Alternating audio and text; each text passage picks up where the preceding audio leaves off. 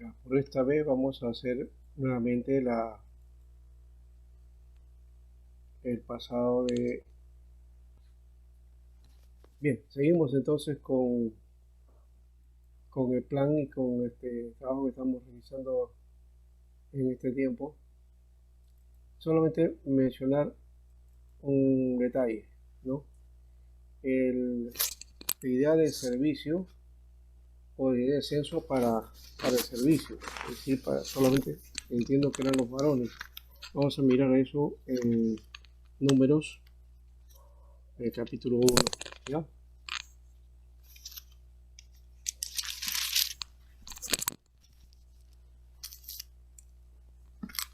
Esto fue después de un mes después de haberse armado el tabernáculo, ¿no? El tabernáculo de reunión, que aparece en Éxodo 40, ¿ya?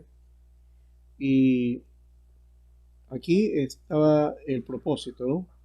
¿No? El propósito de eso era saber cuántos varones estaban en edad militar y también tenía como propósito el pago de impuestos. Dos, dos cosas ahí, ¿no?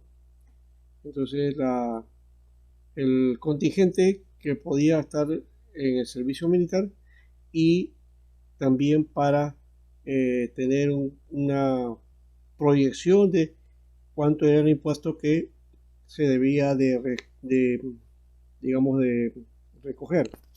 Eso aparece en Éxodo 30, del 11 al 16. Esto en cuanto al pago de impuestos.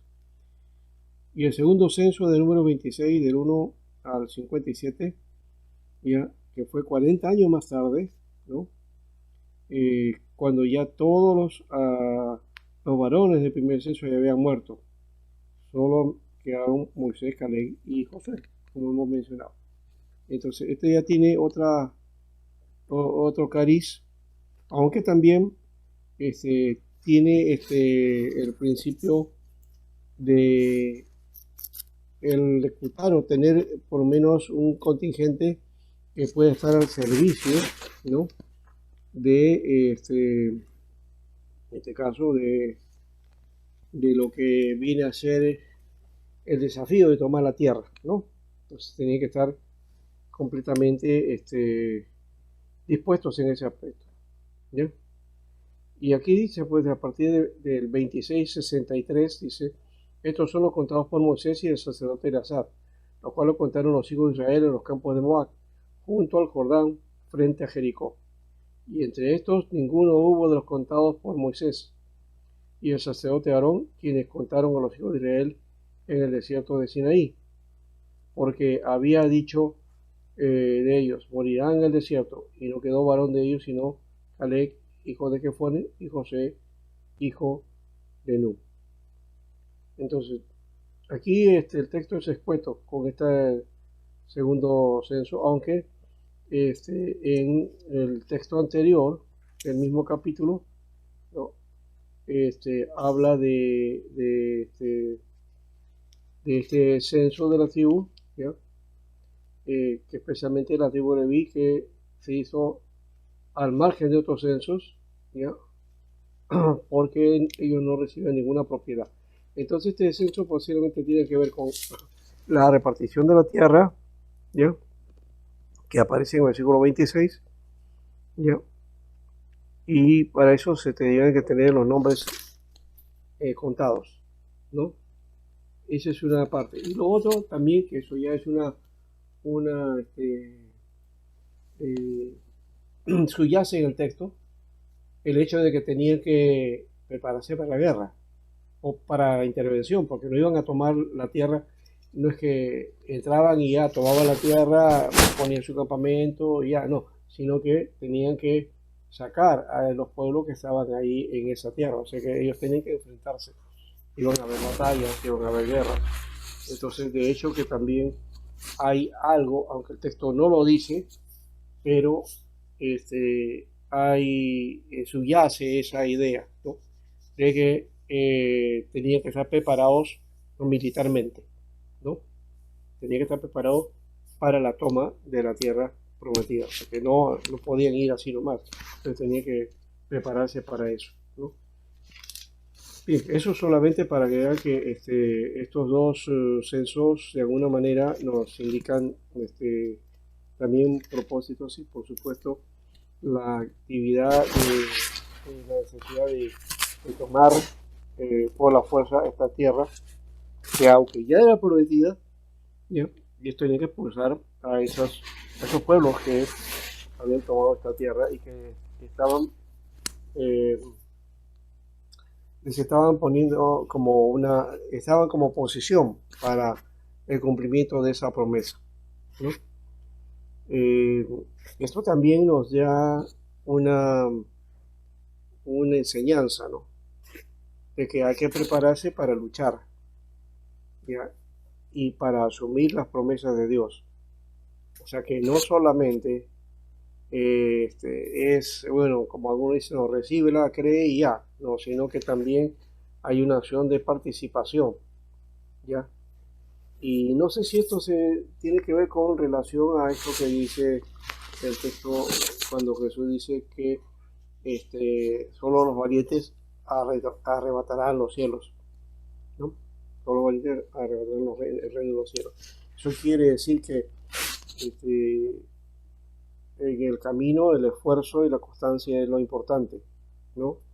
Y que es como una lucha de, de enfrentar para tomar el lugar que nos corresponde, ¿no? Y eso Pablo sí lo menciona muy bien, claro, en Efesios capítulo 6, cuando habla de que nuestra lucha no es contra carne y sangre, ¿no? Sino contra vuestro espíritu. Está hablando entonces de una preparación que hay ese sentido, que no es todo el todo. Hay algunas corrientes que sí hacen de esto un todo, y de ahí viene algunas tendencias sobre la guerra espiritual, ¿no? Y que todo lo ven demonio, que todo, en todo lugar encuentran, ¿no?, una práctica demoníaca, ¿no? En la cultura y todo eso. Entonces, eso ya es una exageración, ¿no?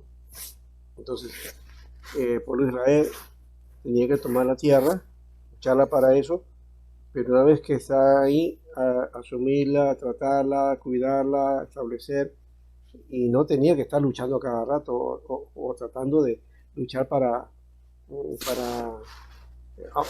en el proceso, cada situación, cada momento tuvieron que pasar, ¿no? Pero no era una actitud bélica por ser belicista nada más y encontrar enemigos por todas partes, ¿no? Eso creo que hay que tener cuidado. Otra cosa que también eh, se da es el servicio de los levitas en el 47, al igual que aparece también en el 26 que hemos leído anteriormente. Cuidado de los levitas. Los levitas, según la tribu de sus padres, no fueron contados entre ellos, porque habló Jehová a Moisés diciendo: solamente no contarás la tribu de Leví, y tomarás la cuenta de ellos entre los hijos de Israel, sino que pondrás a los levitas en el tabernáculo del testimonio, y sobre todos los utensilios, y sobre todas las cosas que le pertenecen a ellos, llevarán el tabernáculo y todos sus enseres, y ellos servirán en él y acamparán alrededor del tabernáculo. Y cuando el tabernáculo haya de trasladarse, los levitas lo desarmarán. Y cuando el tabernáculo haya de detenerse, los levitas lo armarán. Y el extraño que se acercare morirá. Los hijos de Israel acamparán cada uno en su campamento, y cada uno junta su bandera por sus ejércitos. Pero los levitas acamparán alrededor del tabernáculo del testimonio, para que no haya ira sobre la congregación de los hijos de Israel, y los levitas tendrán la guarda del tabernáculo del testimonio. E hicieron los hijos de Israel conforme a todas las cosas que mandó Jehová a Moisés. Así lo hicieron. Muy bien, entonces la dedicación de los levitas entonces era para las luchas, para las guerras, solamente el cuidado del tabernáculo. Y ellos lo levantaban y ellos también lo retiraban, ¿no? Esa es una de las prácticas que tiene mucho que ver con la actitud de los levitas que estaban consagrados para el servicio, ¿ya? Todos los levitas estaban consagrados para el servicio. Y recuerden que de ahí también, ¿no?, sacerdotes también tenían de la línea de Leví, eran levitas, ¿ya? Pero no todos los levitas eran sacerdotes también, ¿no? Eso hay que notar.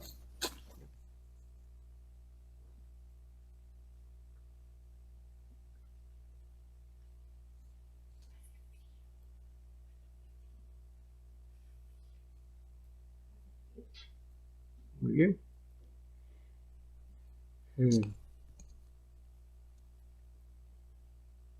Aquí la única que veo es la hermana Aide. Después todos los demás están. Ah, y el hermano Alonso también creo, ¿no? Sí, lo veo el hermano Alonso.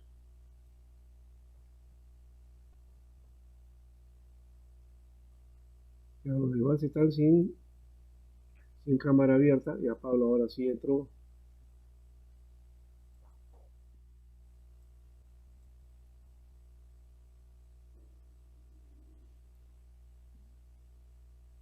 César también, Yamir también, aunque Yamir está en la oscuridad.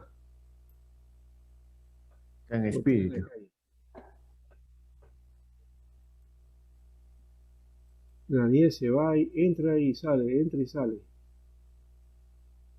Bueno, hay dificultades con el asunto La señal. de la señal, y eso lo aceptamos.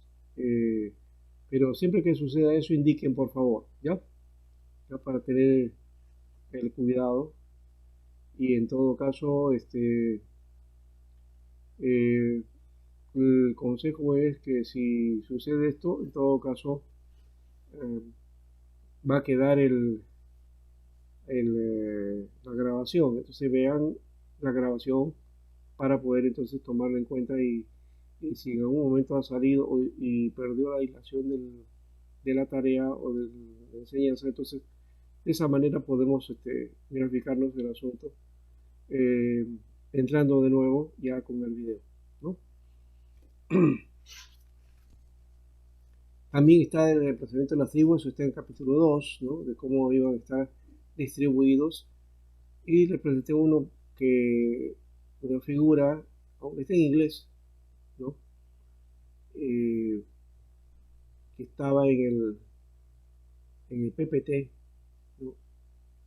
Que presenta más o menos la figura del campamento, ¿no? De los hijos de Israel, ¿no? Esa figurita es la que más o menos nos indica cuál era, a grosso modo, el emplazamiento de las tribus, ¿no? Fíjense, para este lado era el norte, ¿no? Aquí está el sur, entonces aquí está el lado occidental y está el lado oriental, ¿no? Entonces, ah, aquí está el tabernáculo, ¿no? Y está Moisés, Aarón y sus hijos, es decir, los sacerdotes y los levitas, ¿no? ¿Ya? Y luego aparece entonces Asher, Dan y Neftalí para el lado norte. Para el lado sur sería Gad, Rubén y Simeón. Para el lado occidental sería Manasés, Efraín y Benjamín. Y para el lado oriental, Isaacar, eh, Judá y Zabulón, ¿no? Entonces, esa es más o menos la división que tenía las tribus, ¿no? Fíjense que aquí, el lado de las esquinas, era el área inhabitada, ¿no? O sea, acá no había ninguna posesión de tribu, ¿no? En las esquinas no había nada, solamente eran en agrupaciones de 3, 3, 3, 3, ¿no? Bien, esa es más o menos la distribución, ¿ya? Y alrededor y en medio de todo estaba el tabernáculo, ¿no? El tabernáculo por eso le llamaban tabernáculo de reunión, porque el tabernáculo estaba ahí y alrededor estaban las tribus, alrededor, ¿no? Eso sería lo más cercano quizás a un culto que llamaríamos al estilo de hoy día presencial, ¿no? un culto presencial. El tabernáculo en medio y Dios ahí hablando y las tribus alrededor, ¿no? Por si acaso que esta figura no la repiten en el templo. El templo, ya hemos dicho, era para los sacrificios, ¿no?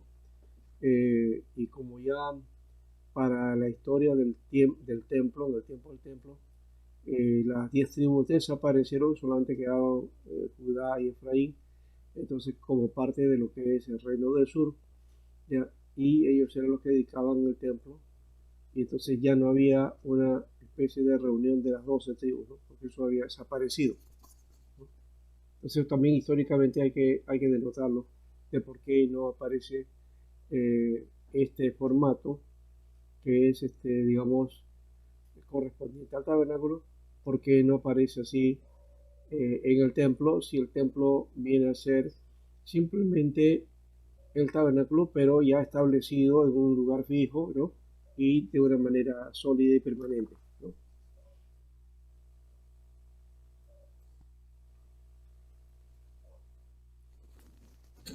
Bien. Hay otro censo también que aparece aquí, ¿ya? Y de los censos de deberes de los levitas. En el 1 es el nombramiento de los levitas, ¿ya? Ahí está el dato y el censo es el 3. Estos son los descendientes de Aarón y de Moisés en el día en que Jehová habló a Moisés en el monte de Sinaí. Y estos son los nombres de los hijos de Aarón: Nadab el primogénito, Abiú, Eleazar e Itamar. Estos son los nombres de los hijos de Aarón, sacerdotes ungidos, a los cuales consagró para ejercer el sacerdocio. Pero Nadab y Abiú murieron delante de Jehová cuando ofrecieron fuego extraño delante de Jehová en el desierto de Sinaí, y no tuvieron hijos.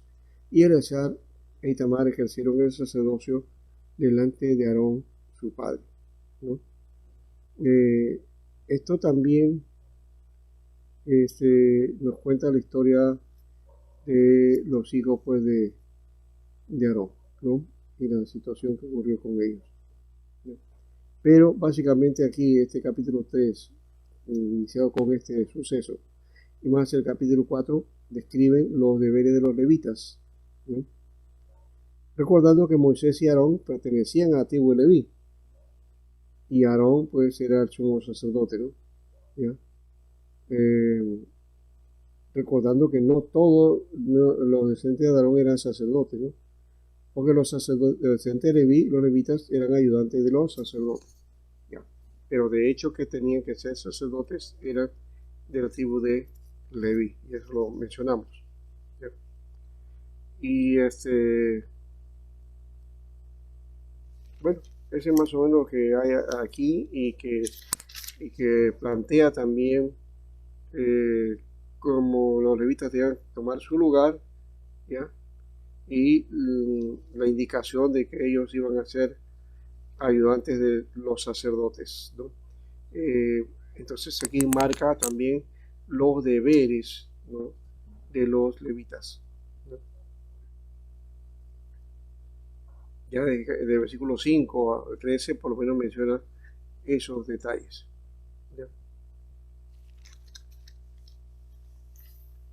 Entonces cuidadoso con estos aspectos, porque de paso el tabernáculo pues era el lugar de la presencia de Dios, y no podía cualquiera estar a cargo de todo el mobiliario, el utensilio y las condiciones del tabernáculo. Eso, entonces los levitas eran servidores exclusivos, ¿no?, de los sacerdotes, y por supuesto los cuidadores del tabernáculo, ¿ya?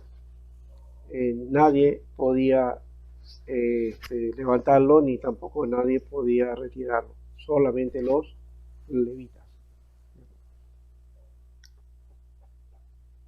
Hay otro detalle que es este asunto del rescate de los primogénitos, ¿no? El versículo 40 de este mismo capítulo, no, capítulo 3, ¿no? El versículo 3, porque estábamos hablando de los censos de los levitas, que era el capítulo 3, y continúa entonces aquí en el capítulo, en el versículo 40.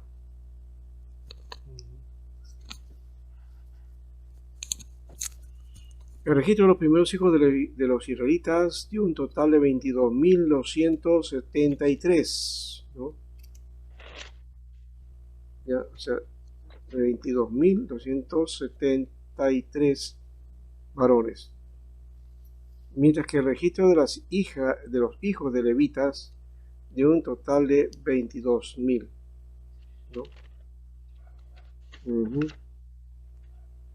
Los 273 en exceso debían ser comprados, pues pertenecían a Dios. ¿Ya? Y aquí indica, pues, en 40, Jehová dijo a Moisés: cuenta todos los primogénitos varones de los hijos de Israel de un mes para arriba, cuéntalos por sus nombres, ¿no? Y tomarán a los levitas para mí en lugar de todos los primogénitos de los hijos de Israel, y los animales de los levitas en lugar de todos los primogénitos de los animales de los hijos de Israel. Dijo Jehová. Contó Moisés como Jehová le mandó todos los primogénitos de los hijos de Israel y todos los primogénitos varones, conforme al número de sus nombres, de un mes hacia arriba, fueron 22.273. Luego habló Jehová a Moisés diciendo: toma los levitas en lugar de todos los primogénitos de los hijos de Israel, y los animales de los levitas en lugar de sus animales, y los levitas serán míos. Y yo, Jehová, para rescate de los 273 de los primogénitos de los hijos de Israel que exceden a los levitas, tomarás 5 ciclos por cabeza, conforme al ciclo del santuario los tomarás. El ciclo tiene 20 ejeras, y darás a Aarón y a sus hijos el dinero de rescate de los que exceden. Tomó pues Moisés el dinero de rescate de los que excedían el número de los redimidos por los levitas, y recibió de los primogénitos de los hijos de Israel en dinero 1.365 ciclos, conforme al ciclo del santuario. Y Moisés dio el dinero de los rescates a Aarón y a sus hijos, conforme a la palabra de Jehová, según lo que había mandado a Moisés, ¿no? Entonces, los que cedían a los levitas fue un número, y que más o menos eran 273, ¿no? Que debían entonces de alguna manera rescatarlos, redimirlos, ¿no? Bien, era conforme a los primogénitos, pues, que habían sido dedicados, ¿no? Y bueno, y sigue la tarea de los levitas en el capítulo 4, ¿ya? Y también la purificación de los que estaban contaminados, ¿no? Todos que el mundo estaba fuera del campamento, ¿no? Y y ahí viene lo que hemos comentado casi un buen tiempo con eso del voto del Nazareo, ¿no? Terminada esa parte, entonces aparece esa segunda sección, ¿ya?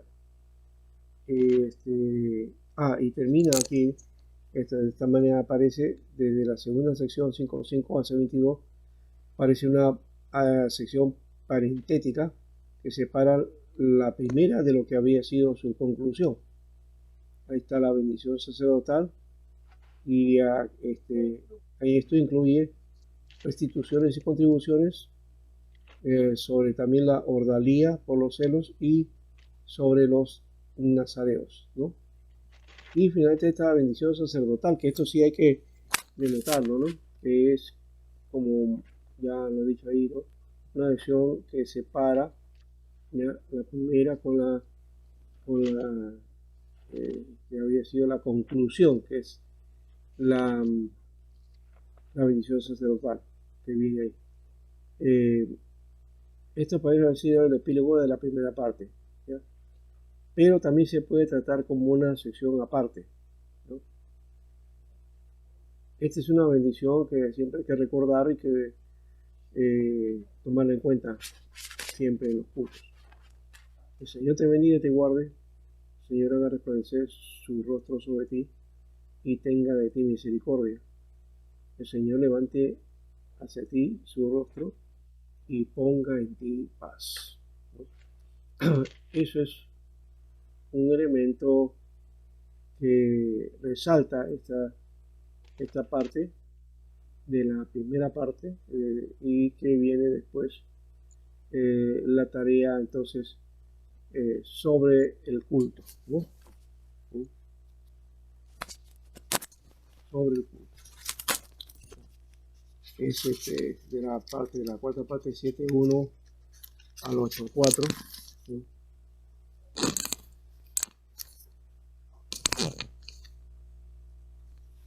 Vamos a ver por acá.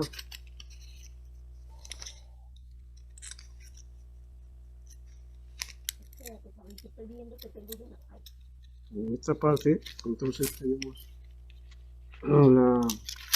los aspectos estadísticos relativos a los actos de la dedicación al tabernáculo, la dedicación del tabernáculo y la consagración de los levitas para el mismo, ¿no? O sea, ya se le había indicado cuál era su servicio, las cosas que ellos tenían que realizar y luego entonces el servicio cual debían realizar. Y aquí habla de la consagración para este servicio, ¿no? Y está aquí la parte de las ofrendas, ¿no? Acá se narra también a los jefes de los 12 tribus llevaron sus ofrendas para la dedicación del tabernáculo de reunión, y esto sucede el primer día del primer mes, 9 meses después de la llegada de los israelitas al monte Sinaí, ¿no? Esto también es una cuestión que está hecha en el desierto. ¿Ya? Y cuando se levantó el tabernáculo y se lo vio ungido y santificado con todos sus utensilios, y asimismo ungido y santificado el altar y todos sus utensilios, entonces el príncipe de Israel, los jefes de la casa y sus padres, los cuales eran los príncipes de las tribus que estaban sobre los contados, ofrecieron y trajeron sus ofrendas delante de Jehová 6 carros cubiertos y 12 bueyes, por cada 2 príncipes un carro y cada uno un buey. Y lo ofrecieron delante del tabernáculo. Y Jehová habló a Moisés diciendo: tómalos de ellos y serán para el servicio del tabernáculo de reunión, y los darás a los levitas, a cada uno conforme a su ministerio, para que realizaran su tarea, ¿no? Entonces, aquí está por la dedicación del tabernáculo, como he dicho, y la dedicación de los levitas a este servicio, y que ellos tenían que realizar en esta tarea, y que los encargados de los sacrificios. En el 8.5 está la consagración de los levitas, ¿ya? Están consagrados para el servicio en el culto, que suceden a los actos de dedicación del tabernáculo en que Moisés tuvo una participación especial, y anteceden a la celebración de la primera Pascua en el monte Sinaí. Entonces, este tiempo tiene que ver con la dedicación del tabernáculo, la dedicación de los levitas y recordar entonces la Pascua en el monte de Sinaí, ¿no?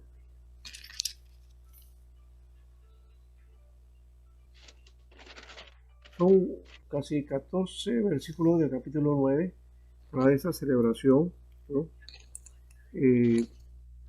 Desde del versículo 10, ¿no? La mención de la celebración de la Pascua. La segunda fiesta de la Pascua fue celebrada el día 14 del primer mes del segundo año después de la salida de Egipto, un mes antes del primer censo del pueblo, ¿no? Y la primera Pascua había sido celebrada en Egipto, ¿no? Los otros son, entonces, es en el monte de Sinaí.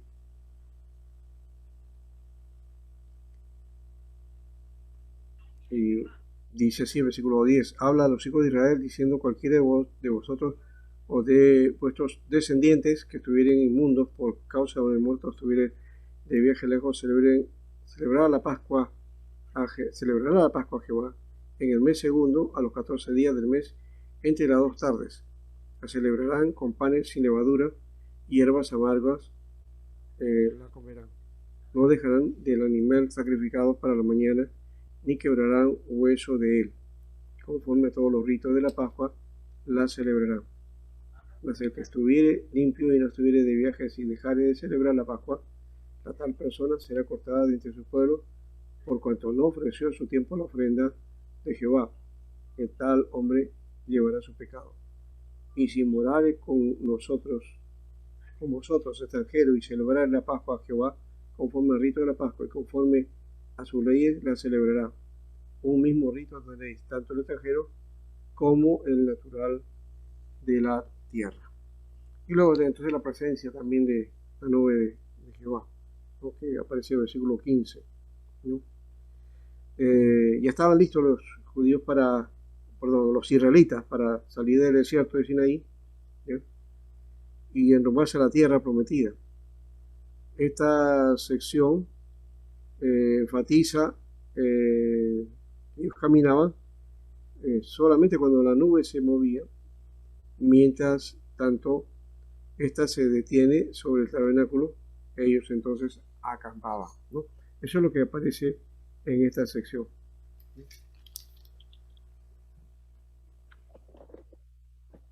La nube entonces sobre el tabernáculo, ¿no? Números 9, 15, 23. Trata de la nube y el fuego que se hacían visibles sobre el tabernáculo y el día en que fue erigido o fue levantado, ¿no? Según la información de Éxodo 42, la erección del tabernáculo tuvo lugar el primer día del mes primero, o Nisan, o sea, con anterioridad a la celebración de la Pascua, el 14 de Nisan, ¿no? Entonces, eso, Nisan viene a ser más o menos entre marzo y abril, ¿no?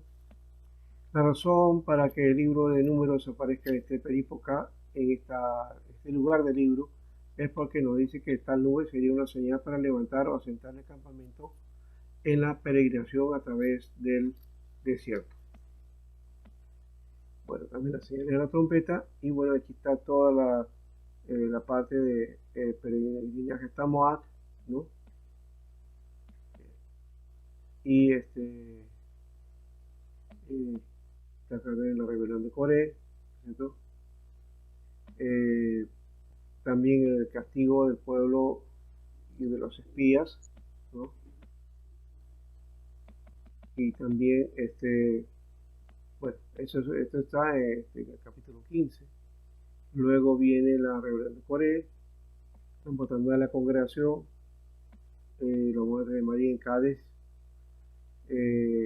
la roca donde brota agua en Mediba, Edom que niega el paso a Israel, Eleazar que sucede a Aarón, que muere, israelitas destruirán las serpientes de bronce. También este es otro acontecimiento que en el Evangelio de Juan se menciona, ¿no?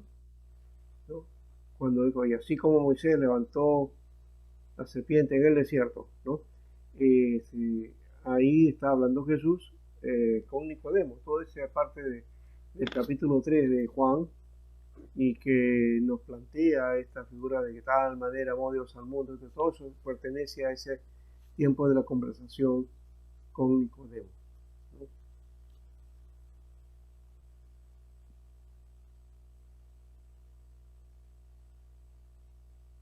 Luego entonces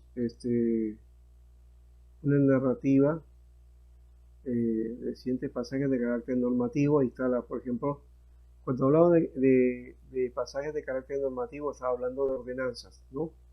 Ofrendas vegetales y libaciones, ofrenda de las alzadas, la expiación del pecado por inadvertencia, flecos memoriales en la vestimenta, deberes de sacerdotes y levitas, remuneración de los sacerdotes, remuneración de los levitas, y el agua para la impureza.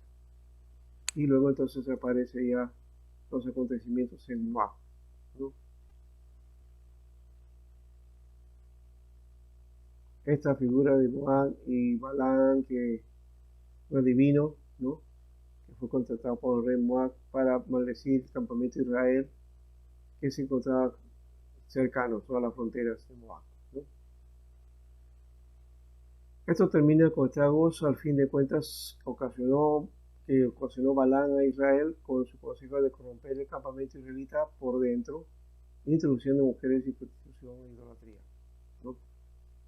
Viene el censo de Israel de Moab, ¿no? Esta sección del 26, que abarca todas las tribus, y el de la tribu de los levitas también aparte, ¿ya?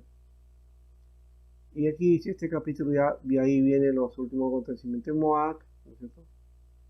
¿Ya?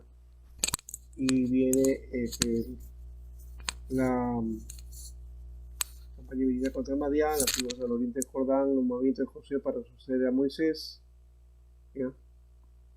Se indican las ciudades de refugio, los juicios a los homicidas, también las herencias sobre las mujeres, y al final, como un material parentético, algunas disposiciones normativas también acá por separado.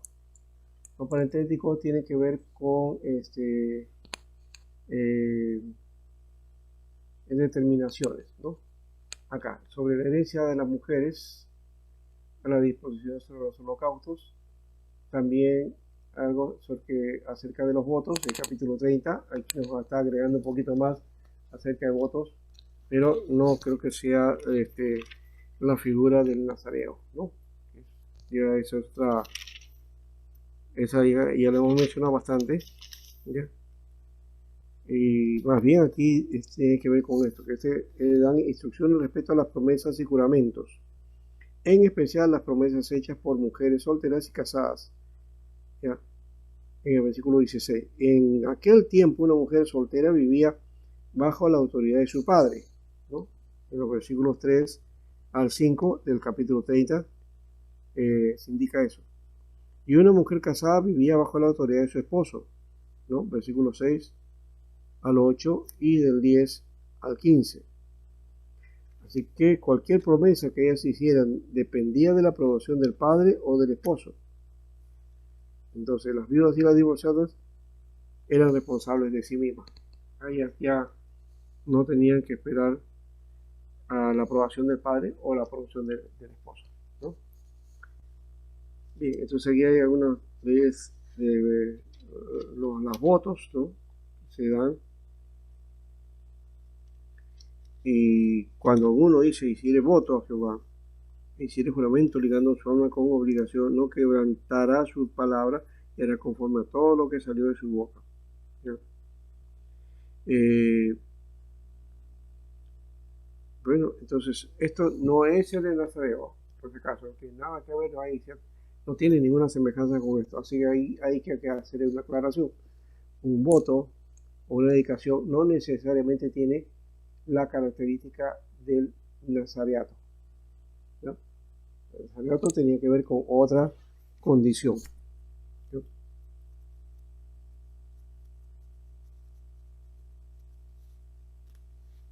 Muy bien, entonces, ¿qué más tiene aquí?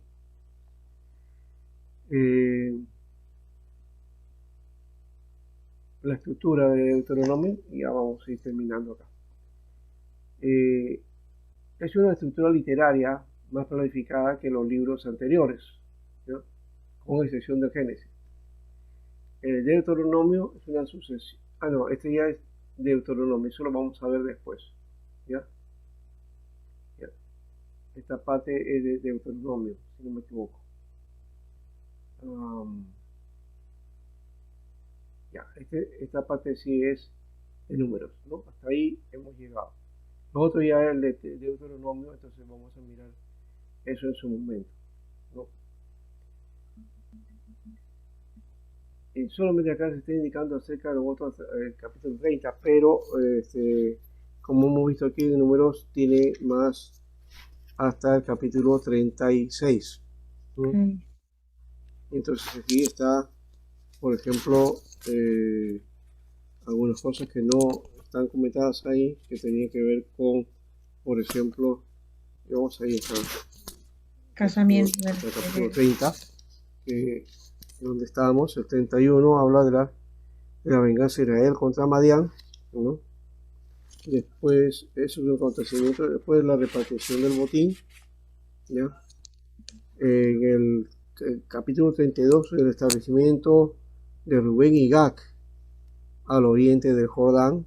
Entonces ya se está habiendo de la de participación de la tierra, ¿no? ¿Ya?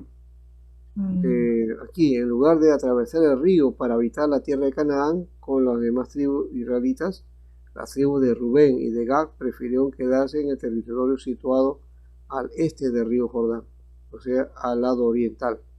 Moisés al fin estuvo de acuerdo con su petición y las dos tribus, juntamente con la mitad de la tribu de Manasés, ¿ya?, se prepararon para establecerse en el lado oriental del río Jordán, ¿no? No estuvieron en la tierra propiamente de Canaán, ¿no? Sí, se quedaron en la tierra de Moab, pastor. Sí. Y van a hacer el lado de lo que llaman, a ver, que lo llaman Transjordania, ¿no? Transjordania. Ya. Pero hasta ahí, en algún momento, Israel era del Jordán para el lado del Mediterráneo, todo eso era tierra que ellos habían tomado. Pero en un momento también esta parte oriental también es de ellos, ¿no?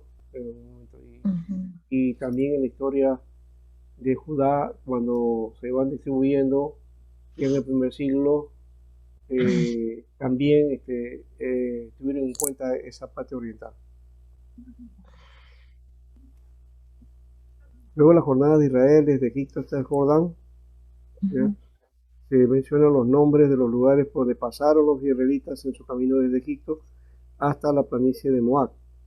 Algunos de esos lugares no se mencionan en el Éxodo, no hay, ni tampoco en números del 1 al 20, ¿no? Por lo menos ahí no aparece eso.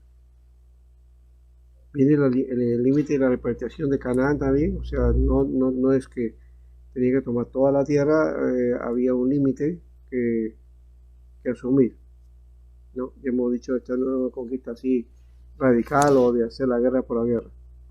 Luego viene la herencia de los levitas del capítulo 35, ¿ya? Los descendientes de Leví, que no estaban considerados como tribu, ya no recibían territorio propio, ¿ya? Eso aparece en Números 1:47, sino un total de 48 ciudades esparcidas por los territorios de las 12 tribus, ¿no? Sí, toda prácticamente la parte de la capital de cada ciudad agarraban los levitas. Y ellos tenían que, o sea, siempre había un levita en esos lugares, ¿no? Vienen también las ciudades de refugio, 42 ciudades que le fueron dadas a los levitas, recibieron otras 6 ciudades de refugio, versículos 6 y 7, 3 a cada lado del río Jordán, quien involuntariamente causará la muerte entonces de otra persona podía huir a una de esas ciudades, que estaría a salvo del pariente de la víctima que quisiera tomar venganza, ¿ya? Pero quien deliberadamente matara a otra persona tendría que morir. Eso está establecido en la ley, ¿no? Este propósito era librar a la tierra de Israel de toda impureza, ¿ya? Porque Jehová pues está en medio de los israelitas, ¿no? Así dice el versículo 33 a 34. Luego de eso, la ley de los testigos sobre el rescate y la ley del casamiento de las herederas, ¿ya? Y va terminando entonces esta parte de... Pastor, en este caso del capítulo 35, en este tema de las ciudades de refugio, se refería pues a los que habían de repente dado muerte por casualidad, algo así, pero no que había sido una muerte por intención. No, a los que era por intención, claro, la sentencia era muerte. Claro. Entonces solamente era por las que esas cosas que podían correr involuntariamente, ¿no? Involuntariamente. Entonces ellos sí podían ser liberados de esa situación, ¿no? Bueno, ahí tenemos entonces este libro que nos ha dado un paseíto interesante. Interesante.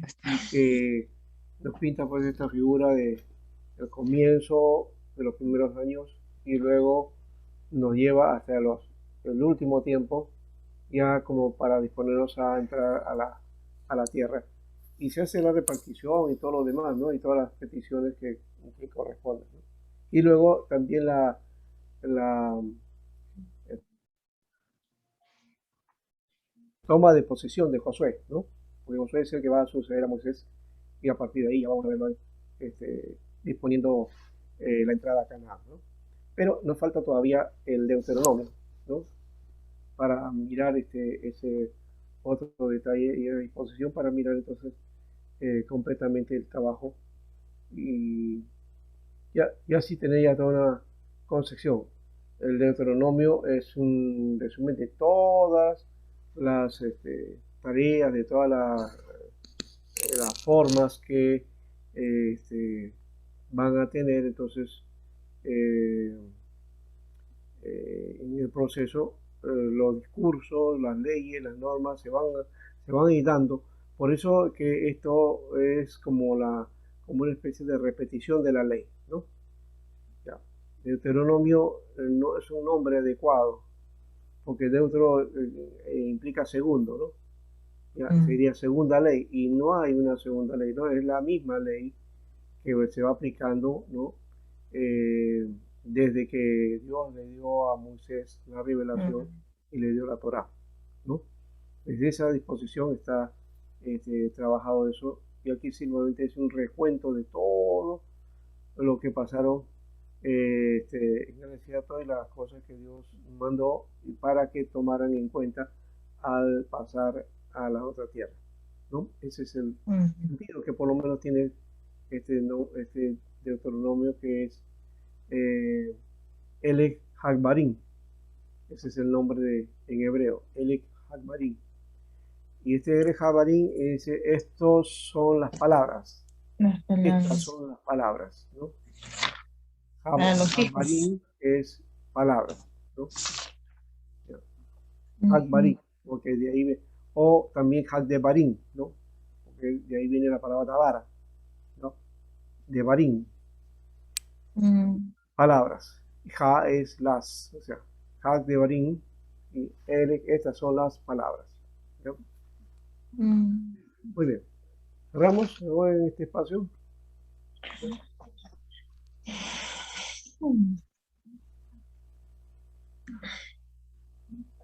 Creo que ha habido una dentro de, Pastor, en números en todo caso es estrictamente el censo de los levitas y la rebelión de los israelitas, para que no puedan entrar. En eso no nos ubiquémonos en contexto y en el tiempo, ¿no?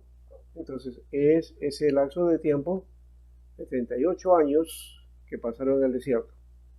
Entonces, no se habla mucho de ese tiempo, pero sí se habla entonces de elementos sustanciales y cruciales, ya como este aspecto de no querer tomar la tierra, y eso le costó 38 años más, y cuando ya están al final, otra vez entonces se abre en ese espacio, el libro continúa, o sea, está ahí, ¿ya? Pero uno no siente que hay un espacio de 38 años ahí de diferencia entre uno y otro, simplemente ve el relato como una cosa continua, ¿ya? Pero ya están en otro momento, ¿no? Bien. Pastor. O sea, podríamos decir, perdón, podríamos decir que muy aparte de los 40 años que estuvieron los padres que salieron, o sea, de Egipto, muy aparte se agrega 38 años más a los hijos prácticamente, o es dentro de los mismos 40. No, qué bueno que lo hayas dicho. No, sí, no es eso. Los 40 años que estamos hablando de que pasaron en el desierto, ahí están los 38. Ah, ya. ¿Ya? No es que son 38 más. ¿Ya? O sea que el número no te está contando 40 años y después pasa 38 años. No. Son 40 años específicamente que pasaron en el desierto. No fueron 78, fueron 40. ¿Ya? ¿Y por qué se habla de 40? De esos 40 solamente vamos a decir que el número se está contando 2 años. El primer año y el final del año. O sea, dentro de esos 40 años hubo 2 generaciones prácticamente.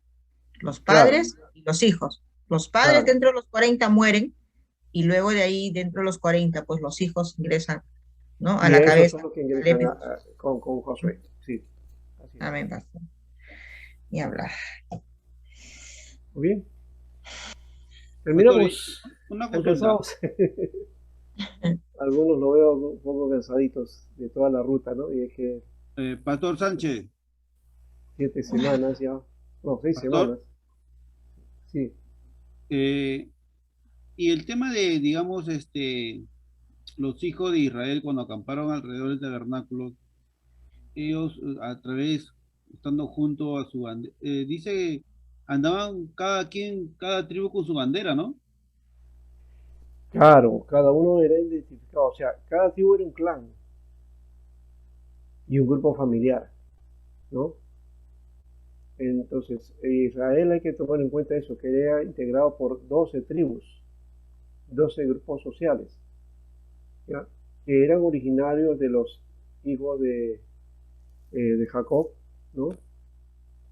Que tuvo en varias mujeres, ¿no?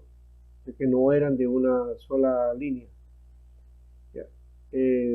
Y que cada uno se identificaba a sí mismo, ¿ya? Pero todos venían a ser israelitas, todos venían a ser hebreos, ¿no? Todos juntos, claro. Todos juntos, ¿ya? Y se suponía que a partir de la figura de la tribu, del clan, de la familia, ellos desarrollaban la figura del pueblo, ¿no? De Israel. Esta tribu más adelante puede desaparecer, ya sabemos que va a suceder después, pero por lo menos en este tiempo de la tierra, del tomar la tierra de Canaán, sí estuvieron todos y a cada uno les tocó su lugar. Y para identificarse tenían un estandarte, pues una bandera, que les identificara su condición, ¿no? Dentro de todas las familias israelitas, ¿no? Entonces, uno podría decir que eran 12 naciones, ¿no? Que formaban una nación, pero no es así tampoco. Israel era una nación formada por estos clanes, estos 12 clanes específicamente, ¿ya? Que tenían sus características particulares cada una y todo eso, que inclusive hasta tenían sus propias normas, ¿no? Que por ejemplo los hijos, cómo podían casarse solamente entre ellos, entre los que eran del propio clan, ¿no? Esa era una condición, por ejemplo, ¿ya? Para afirmar el clan o el tribu, o la tribu. Entonces, el problema no es que estas 12, si bien tenían sus características y que luego cada una se determinó y bueno, devino en dificultades, y de hecho que solamente Judá quedó, y Judá va a ser la abanderada de lo que va a ser el plan de llevar a Israel en el cometido final, ¿no? Pero para Dios sigue siendo pues Israel las 12, ¿no? Ese principio. En eso estaban ensabentados por lo menos el pueblo de Israel, ¿no? Que tiene 12 tribus. Y ya no especulamos más en cuanto a que si las tribus perdidas o que qué va a pasar con ellos, ya es un asunto ya para con Dios y con Israel en cuanto a que históricamente pues no se desarrolló el propósito final de Dios de que sea por una nación total de servicio a Dios. Pero sí, por lo menos de la promesa de Judá, sí se tomó para que se desarrollara un pueblo, ¿no? Un solo pueblo. Eso ya es el propósito en cuanto al Mesías, ¿no?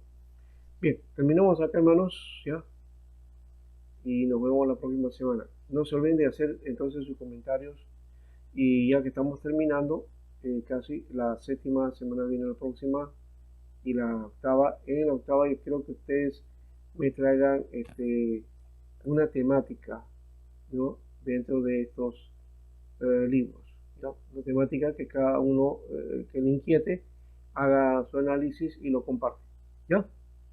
Eso sería para hacerlo en la octava semana. Pastor, de toda la Torá. Sí, de todo, y entonces puede tocar un tema de la Biblia. Y si quiere tocar toda la Torah, podría ser, ¿no?